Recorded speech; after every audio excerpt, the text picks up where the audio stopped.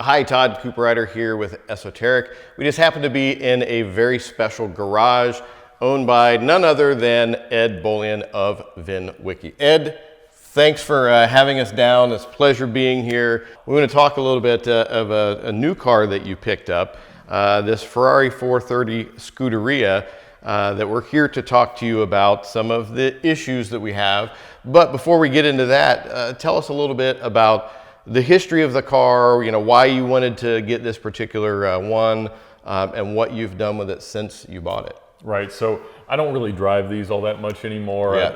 They don't really work very well, if I'm honest, but they're nice to keep around. So most of the time I drive one of these on a daily basis, and I also tend to buy really rough examples of fully depreciated exotic cars. Yep. I'd actually tried to buy this exact car a couple of years prior. I love gray over red cars, especially Ferraris, because one of my earliest kind of Ferrari memories was seeing the news coverage of the world speed record, 550 Maranellos, when they set the fastest 100 miles, fastest 100 kilometers at Nardo.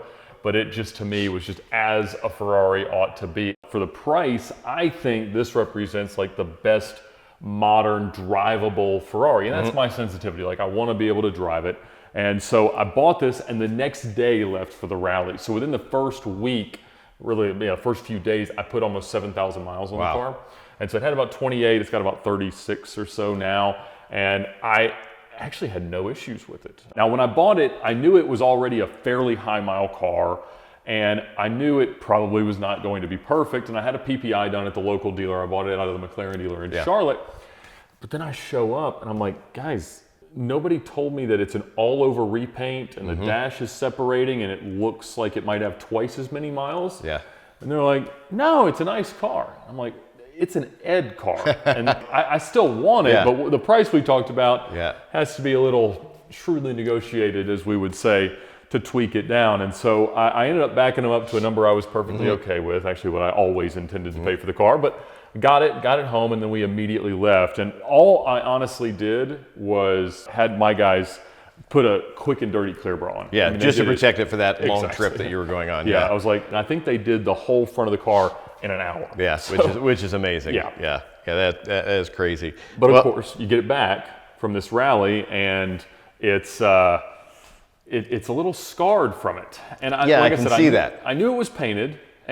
But nothing's serious. Yeah. Like, the rockers are pretty chewed up. There were a lot of rock chips. There were a couple paint edges. But we went through, some real gritty desert conditions. So, it felt it. So I had some stickers on the roof. I had some on the quarter panels, doors, everything else. And most everything came off except in these spots. I would definitely call this a needy finish on this car. But and that's my question for you is, like, for a car that I want to continue to drive, what is it that I need to do to bring it to whatever standard is possible, but then keep it that way? Yep. Well, that's exactly what we do. It's not very often we see cars with the paint in this kind of condition where you actually have pieces coming off. A lot of people make the mistake thinking that you either have a highly detailed car or you have a driver car.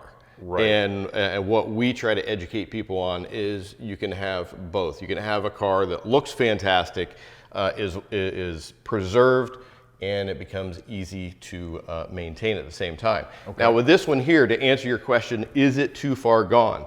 No, it's not. Is it going to be a challenge? Absolutely. We're definitely going to have some areas refinished up here where the clear coat is coming off. Okay. But we see that a lot on older cars, older Ferraris. Bumpers are really popular, having to do repainting on there. A lot of times the paint from the factory was an issue. You put film on it. You go to peel the film off, the paint comes along with it. What we'll do is we'll peel off the existing paint protection film that's on it. We'll inspect everything from there. If there's some chips here and there from driving before it had film on it, we can go in, fill those in, and then through the polishing process, we're going to refine that paint to a better level than what it even was from the factory. So we can extract more clarity out of that finish, even though it's older than what it originally had. We will work with fantastic painter to get all of this done, but even still, we'll go in and do refinement afterwards.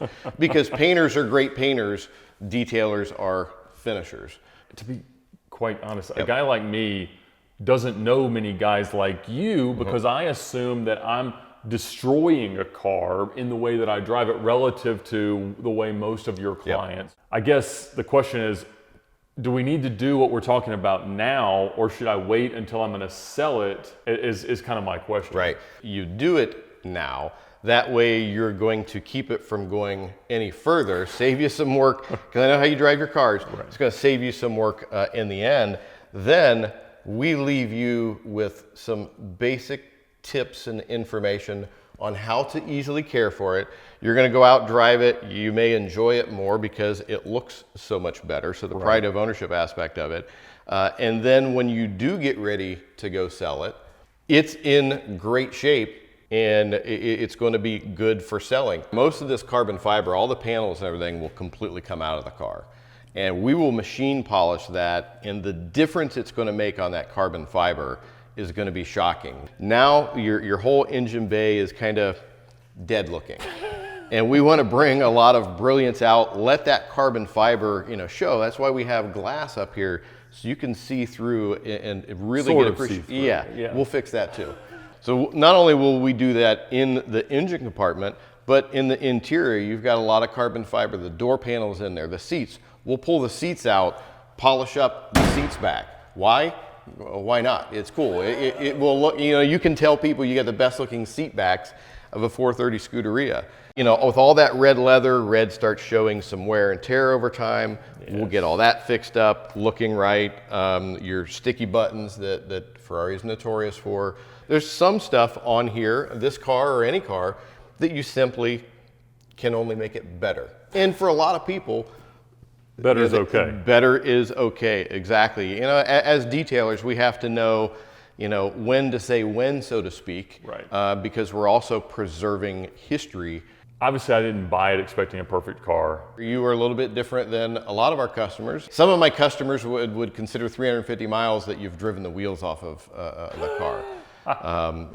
Nothing right or wrong or indifferent about that, but a lot of our customers, these cars may simply sit in a warehouse or never get driven. You are out there driving the cars. But we want to see if we can show how you can take an older car, maybe save some money because it's got some wear and tear, and make it look as good or better as anything else out there, and you've still saved in the end. I'd say next steps on this, we put it on a transport, ship it up to Ohio, and we get busy with it.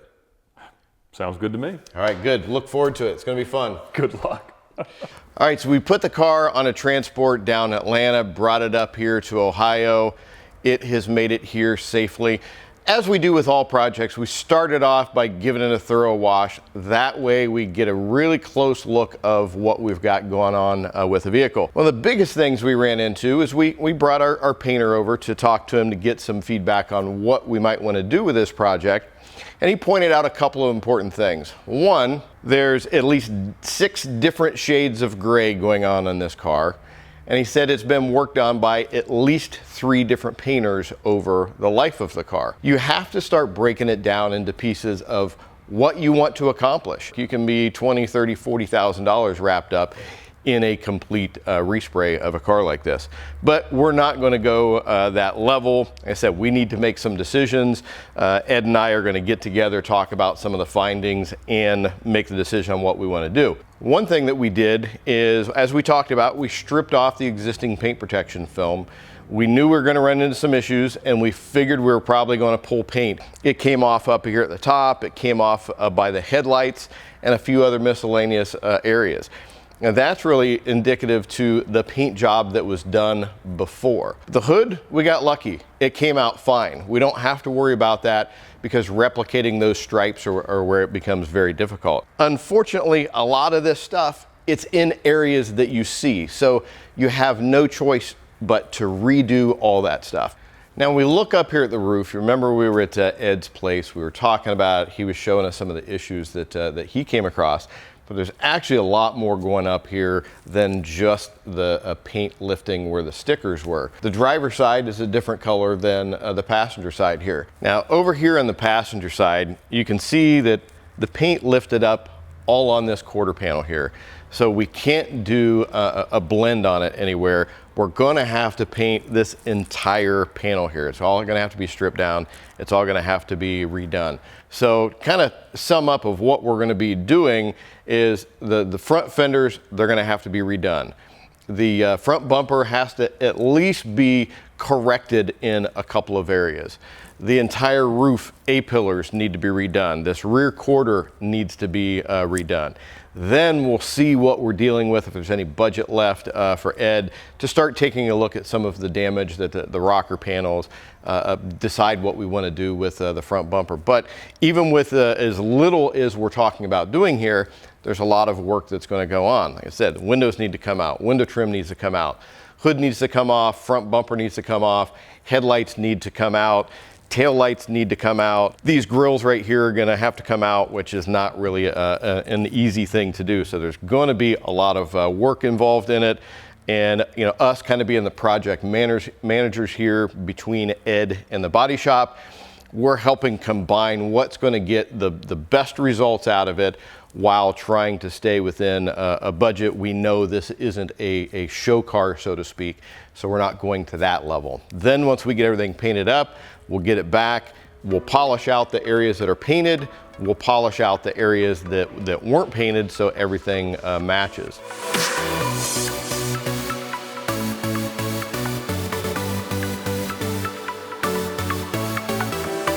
Okay, now we finally got the car back from the painter, and a lot has happened in between the time when we shot the first part of this video, getting ready to go to paint, till now. The reality is, when you get into projects like this, you need to be prepared to change plan right in the middle, because something is going to come up, particularly when you're dealing with painting. We got quotes to have it done. We got a hold of Ed. Gave Ed the quotes for just having that done. Ed hit the floor. It was quite a bit more than what he was expecting. Then he came back to me, told me what he was prepared to pay. Then I hit the floor, trying to figure out how in the world we're going to get this project done. We got a hold of a painter, Scott, talked to him about it and said, hey, these are the areas we need. We only have $3,500 to spend on this job. Say, okay, he accepted the deal, thought it was a challenge, thought it was going to be fun, great opportunity to help out with the project. So Scott said, hey, I want to make sure that you guys are happy with this. I'm going to go ahead and blend in a few areas and make sure we have no problem. So he started to do that and realized, I mean, this whole door needs to be done. The rear deck needs to be done. The hood needs to be done if we're going to be happy with the color. So Scott, being a great guy, he said, I'll go ahead and do all of this for that same $3,500 to make sure that's exactly what we're looking for and what the customer wants. He already told us he wouldn't do it again. That $3,500 was a one-time only deal. So it took a bit more time because we had to go in, and virtually this whole car has been repainted, with the exception we didn't get a chance to do the rocker repair like we wanted to. So given that, are you going to find a few areas on the car that are far from perfect? Absolutely. $3,500 paint job in dealing with something like a Ferrari. You're not going to get concours level for that kind of budget that you're dealing with. With that, we knew what we had to deal with. Our painter did a fantastic job meeting our budget, then exceeding our expectations in the level that somebody would expect for those kind of prices. Now we got it back here. It's time to go into paint correction. Now, we've talked about this car plenty. We went down to Ed's place. We kind of went over the history of the vehicle. When this car was first built, as with every Ferrari, you've been watching any of our videos, you realize that they come from the factory with issues. Our painter did a good job of laying down the paint, flattening it out through sanding, but we have to go in and do those refinements. Right up here, close to the edge, there's still a lot of orange peel and some other heavy sanding marks that we have to go in and blend in. We had to do same thing on the A-pillar. There's a few areas around the car that we have to go in and do those finishing details. We are going a very, very high level with this car. This is a big project with Ed and VinWiki to showcase everything that we're capable of. If you're thinking about having something done to your car, you want to make it look better, you don't have to go to this level. I mean, we're going crazy on this car. It's being taken apart, the interior's out, all the carbon fiber is out, which we'll go over in the next video. But just keep that in mind. You can just go in and do a simple polish and make a big difference. But the key that we want to show here is just how much difference that we can make on a car that has been repainted. And how do we do that? Well, let me get my tool here. This is a DOI meter, stands for distinctness of image. So when we're going through a process like this, we need to determine what is going to be the best process to get the most correction and draw the most clarity out of it. Acura NSX, for instance, when they're working on their cars, they're using meters like this to determine if it meets their standards. So that's what we use to figure out what's going to work best. We're going to upload it to an Excel spreadsheet, and we're going to calculate the average difference or increase in clarity that we get. We don't just sit back and say, hey, this paint looks good. You know, we use technology and math to tell us what's going best. And when we're going for improvement, just to put it into perspective, if you get 10% increase in clarity, that is very noticeable. I could take a brand new car and make a 10% increase in clarity, and it's going to be a big difference. Let's go down here, let's start polishing on this panel, and we'll show you just how much extra clarity that we're going to get on it in addition to the rest of the car.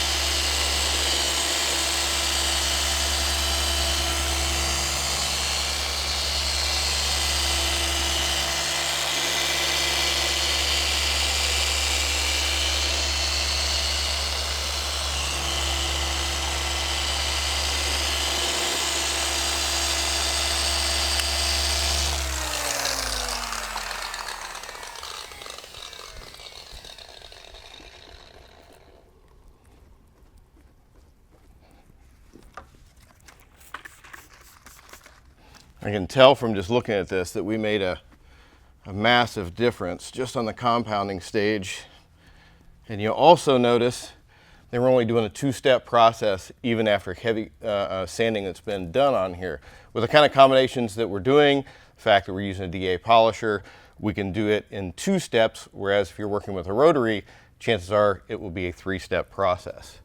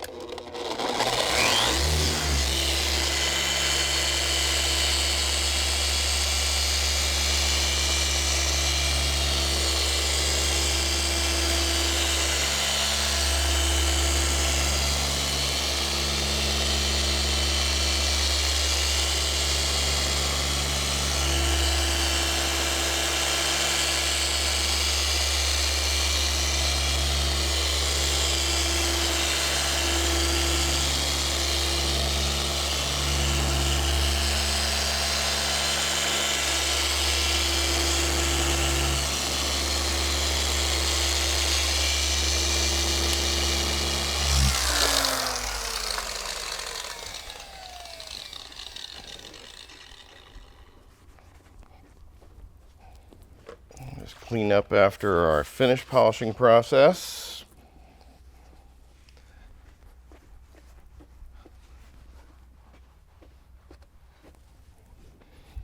All right, time for the next batch.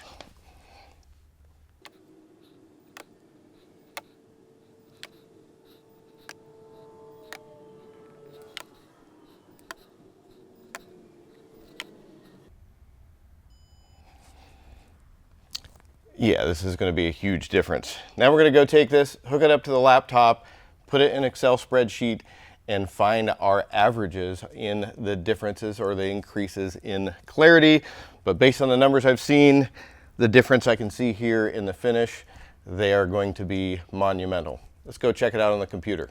All right, so now I've got all of the data uploaded into Excel and found some really interesting information. By using this kind of technology, we go in and we figure out exactly the difference. And we also know, as we're going through the process, that we are getting the customer the absolute best results possible. Even if it's in a category that you might not tell by your eye, we know that it's the best. Now, taking a look at this here, basically this gives us a summary before and after. You got your batch numbers in here. I mean, it logs the time and everything. You have got our spec, which is really the most important one that we use to measure clarity of the paint because it's measuring flatness. You can see on average we gained 75% difference in gloss, which is absolutely huge. Distinctness of image, we had a 20% increase, and this is the one that's hilarious. R-spec, specular reflectance, this really measures the flatness of the paint. And I can tell by some of these readings up here, this is where there was a lot of sanding marks in the paint. This area down here was more in towards the center of the door that didn't have as much. But look at this difference, 195% increase. What does that mean? That means it's going to blow Ed's mind when he sees this finish. This is, I mean, I can't even put into words the difference this is. 194%, almost 195%. Like I said beforehand, 10% is a noticeable difference. Our next video is going to be on the carbon fiber, where we're going to put it through the exact same process that we did in the paint, and the carbon fiber is beat up a lot worse than the paint, so we're going to have even bigger differences.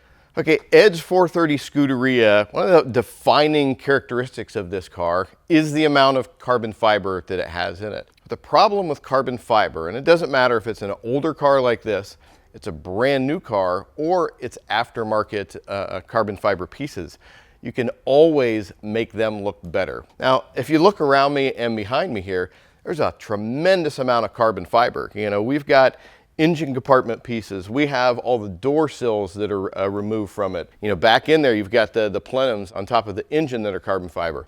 We polish all those up. The seats, the seat backs are carbon fiber. We pulled the seats out of the car, and we're going to go in and we're going to polish all of that as well.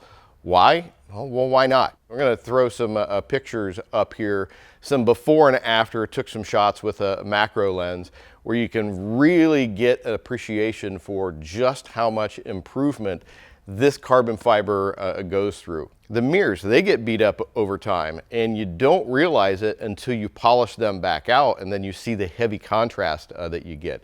Carbon fiber, when it comes to polishing it, it's no different than paint. This has a clear coat on it, just like paint does. Let me grab my polisher. We'll jump at this panel right here. All right, now we've done enough talking about why we're doing all the carbon fiber. It's what you came to watch, the process of doing it.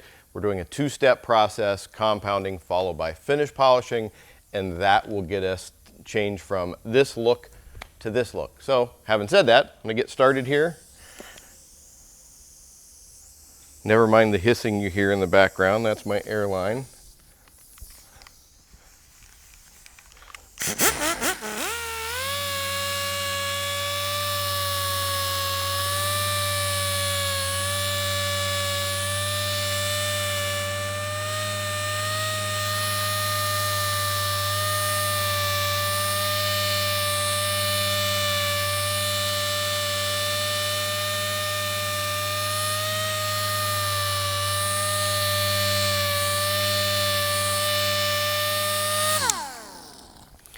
Okay, the compounding part of it, that's taking out the major defects.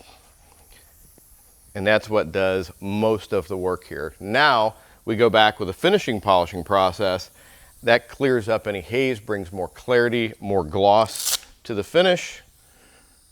What we'll do next,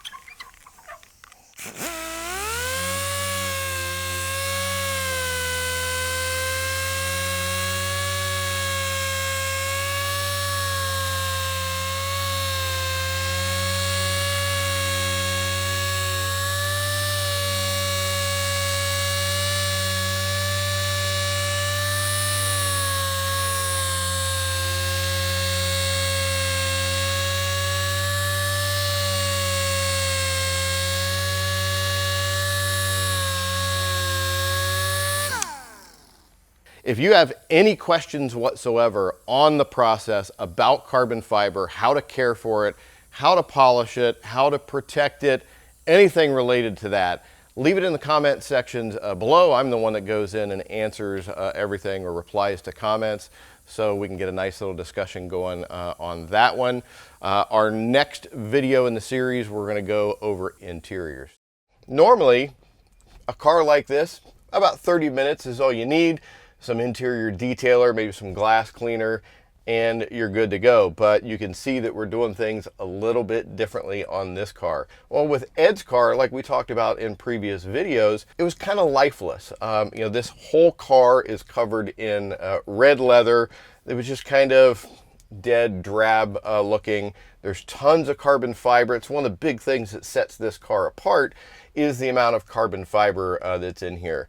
Over time, it gets scratched, swirled. It still has sandy marks in it from the factory, takes away from the potential of how it can look. And so we went in and did a really deep cleaning and conditioning, brought out a lot of the color. And not only did we do that, but as you can see here, we disassembled a lot of the parts too, so we get full access to it to make sure that every square inch of it is looking good. The seats, obviously, they came out, polished all that up, made a huge difference on it. Then we put a coat of premium wax on the back of it to really make them pop. We removed the door panels and we removed all the door sills as well. Did a tremendous amount of work. If you've watched the carbon fiber video that we have in this series, you can see some of the before and after differences, which was just absolutely crazy. Here in the center console, you know, you've got a couple of big leather sections to it. You have got the carbon fiber section, and you've got some of the control buttons that had that sticky problem that I told you about. So when all that comes back together, it's going to look like brand new. It's going to have heavy contrast to it. And when it's all said and done, like I said, a normal interior detail, it's going to be about 30 minutes.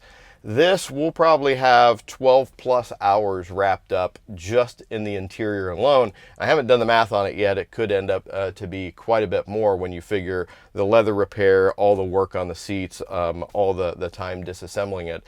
But in the end, Ed is going to have an interior that matches the looks of the exterior on this car now. And it's going to take a lot of years off of it. We have a lot of pieces on this car to rebuild. Having said that, we're going to get back to work. So make sure that you watch for the next video. We're going to have the car completely reassembled, and hopefully we get a classic reaction from Ed when he finally gets to see it as a finished product.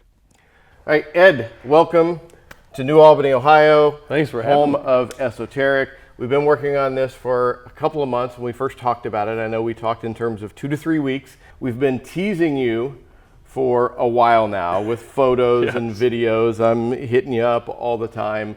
Obviously needed some repainting.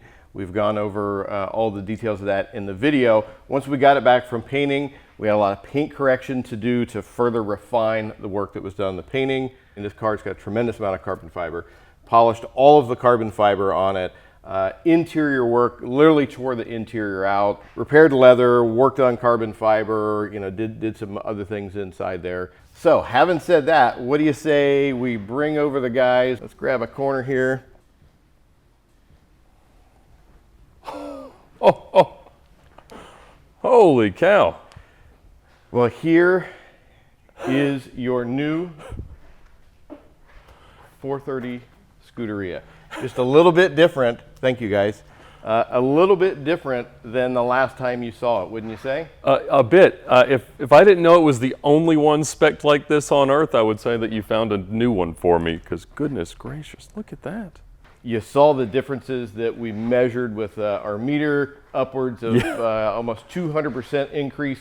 Oh my goodness, it's spectacular. Because I bought it and immediately took it on a 6,000 mile round trip rally, and goodness, it just looks perfect. Like I said, this is kind of what you think is going to happen when you go and buy a Ferrari. Yeah, big difference. The other one before, we had about 5 different shades of Grigio Silverstone going with it. Well, one of them was probably Grigio Silverstone. And the others were just kind of loose examples of it. Let me pop this lid here. Before it was kind of lifeless, and now it just screams. That's what this engine bay was designed to do, is draw attention to itself with all of the beautiful carbon fiber that's in there. Everything has been cleaned in here. It had a lot of miles worth of dirt and filth in there. Clean it up, clean all the hoses, clean all the lines, clean everything back behind it, polish the muffler. All of the carbon fiber in here got completely polished up. Tail lights were removed. I saw that. Completely polished the tail lights, and we've got some great photos before and after on those, just to show how much difference. You remember the interior? That It's a little tired. it was tired. The carbon fiber was beat up. The leather was a bit beat up. I think I told you we discovered that 2 times prior to that, there had been somebody in there doing some re-dyeing on some of the leather. Well, let's open this up and take a peek at the differences that you see on the interior here. So the door sills down there, all of that was removed. All of that was polished up. You still have some heavier gouges that you're going to get and you can't fix, but we were able to bring that to a much higher level than what the factory was. The door panels, those were removed. You'll notice they have a glow to them now that they didn't before. You can make a huge difference on that. Your leather looks really good. It feels good. The seat backs are completely polished up. It looks brand new. Even this carbon fiber up here was polished. This down here, this was all tired looking, and taking that out, disassembling it, getting it completely polished. Remember your dash up here that was pulling away? That's Alcantara. So it kind of matches some of the other little trim pieces in here. Your buttons, remember, these buttons down here were all sticky and gummy. Likewise, this whole surround, I mean, you can put your finger in it and leave a thumbprint. This was removed. All that stuff was refinished. It has a new look to it. One of the previous owners of this car had repeatedly forgotten where the ignition hole was and just really felt around for it. And I see that you've cured that. Yep. I saw you had it quite apart. Yes. I had many a friend see that photo and say, what on earth are you doing? Most people who drive cars the way that I do don't really think of cleaning them to this extent, because the plan is just to go and get them dirty again. A lot of people make the mistake thinking that you have either a highly detailed car or a car that you drive, and you can have both. But I think the first time that you go to wash this or you hit this with water, you're going to be amazed. I mean, stuff just doesn't want to stick to it. Now that we've seen Ed's reactions, let's take you next to our event. Everybody comes out to see Ed and see the car. So we'll come back to you here in just a little bit. Cue the dancing.